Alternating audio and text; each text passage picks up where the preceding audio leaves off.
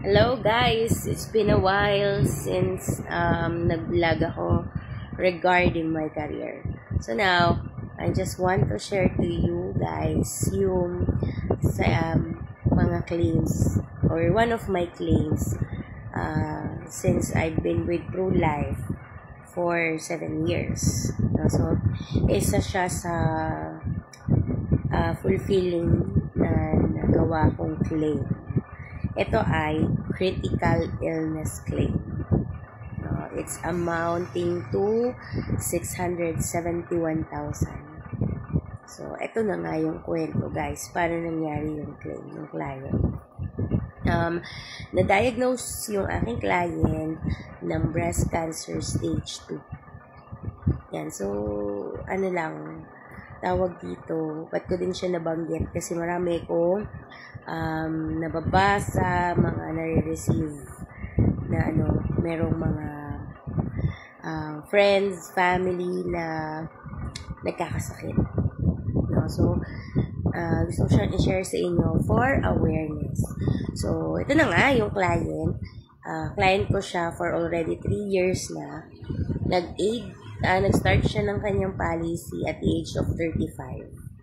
Then, na-diagnose siya at the age of 38. So 3 years na yung policy. Alam nyo ba guys, nung kinuha niya yon, gusto niya lang ay for retirement. Pero still, dahil nga ako ay isang financial advisor, nilagyan ko pa rin siya ng coverage. So, meron siyang na-claim ng 600,000 plus. Then, that was pandemic pa guys, 2022, if hindi ako nagkakamali.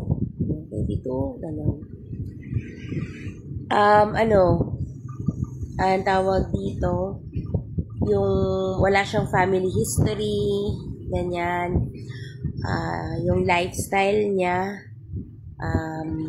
sabi naman niya, nagbago nung nag-pandemic yun. So, it could be then yung kanyang lifestyle. Kasi sa family, wala naman na nagkaroon ng cancer. So, yun.